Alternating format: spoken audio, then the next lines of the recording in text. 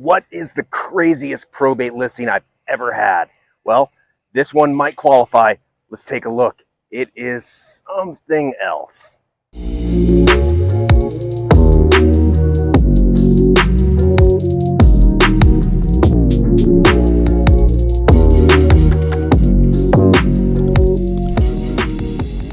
Welcome back to the channel. I'm Brendan Mohr, realtor and certified probate and trust specialist by the California Association of Realtors. I've done dozens and dozens of probates, and I'm about to show you one of the craziest ones I've ever walked into. It's mostly about the condition of this property. So let's take a look and walk on through. Now, before I take you through, I really needed to put a mask on. It, like many in this condition, has a pretty strong odor. Now, in probate listings, probate sales aren't always fixers, and sometimes they are. And this one thing that a lot of people who have a probate house to sell are very concerned about is what to do with all the personal property. And in this case, we're just going to market it to where the buyer assumes possession of all personal property. The one difficulty is going to be this vehicle, because vehicles tend to be a little bit more problematic in getting removed because of registration and all that kind of stuff. So there's a different process for that. And in this case, the seller can handle it. But let's take a look at this crazy one. I'm going to turn it around so you can see what I'm seeing. Okay, here we are. So you're seeing lots of personal property around. That's a chicken cage with actual chickens in it right now. Okay, let's step inside. Now this one, when agents come and show it, they're going to have to be very careful. I'm going to back off a little bit here. There we go. There you can really see more of a scope of it. There's a lot of personal property, and I'll tell you, there's just like an odor. You know, it's been sitting for a while. People were squatting in it, most likely, from my understanding. Actually, it's not just most likely.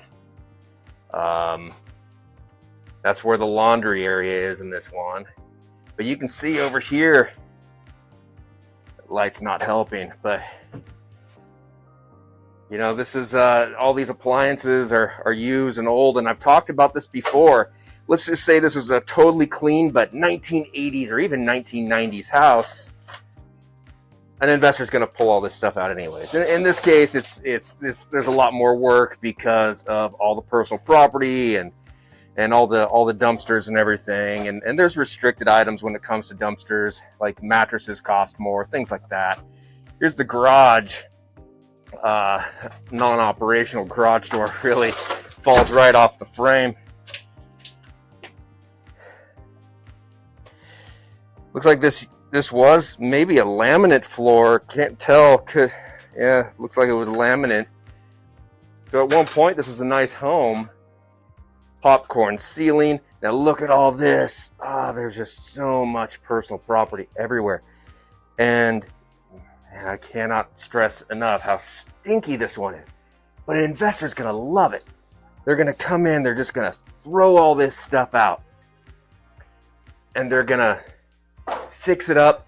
It might even go to an investor who wants to hold it and rent it out. That would be a good move if someone's able to do that. It's in a particular area. It's kind of an agricultural community. I'll show you later. It's right next to an almond orchard. Really cool parcel. But it's a 4-bedroom house, and 4-bedroom houses have a lot more value to a landlord than a 3-bedroom. Clearly, you know, you could look at it from the perspective of renting each room out. And in an ag community, that could be very useful because of how often they have to have seasonal farmhands. So here's the 4th bedroom there, and I think I got a little bit of that. That's the master bathroom. Look at how bad that is. Oh, but all it is stuff that people are going to pull out anyways, right? The investor's going to just come in and pull all this out. Okay.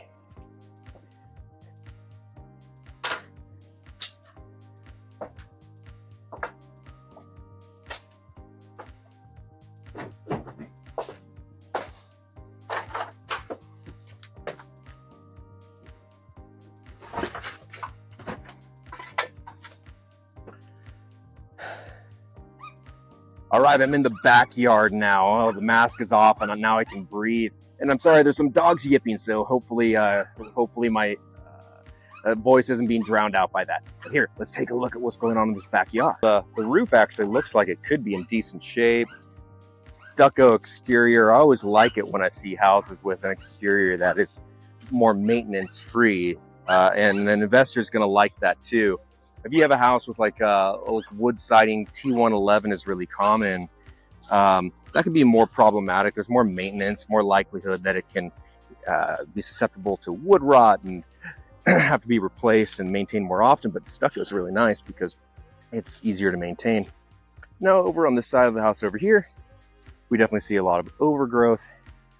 So clearly there's going to be some property for an investor to clear out and brush as well. There's another shed back over here. And here's what I'm talking about. This one has this little gully down here that may be a farm access road or even a seasonal creek bed. But then you have this almond orchard back over here. I'll zoom in. Look at all that.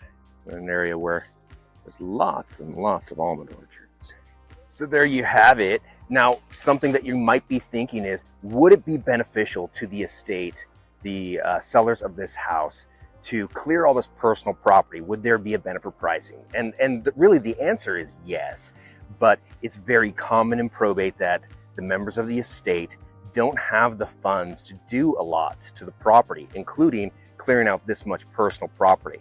So yeah, if they went through that process, they probably would get a higher sales price. And in the particular condition that it's in with all that personal property, there are some investors who will not offer on it because it is a lot of personal property. But we will find one, and it's very common to find an investor who will pay the market rate, top dollar for this house, and they will assume all that personal property and move it out.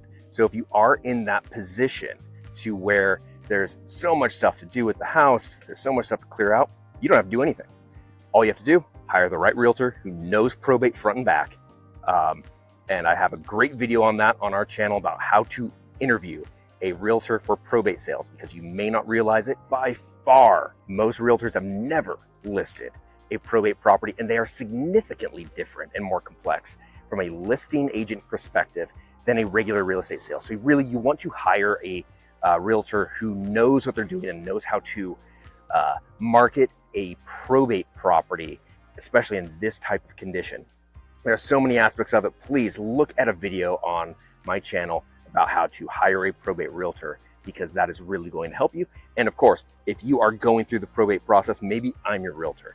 Give me a call. I'm located in Northern California. I do probate sales all over 2-3 hours from Sacramento in any direction. And my legal document assistant, professional fiduciary partner, Bill Heyman, you've seen on this channel, he will actually do your probate at no fee if you list the house with us. So I hope you thought that one was interesting.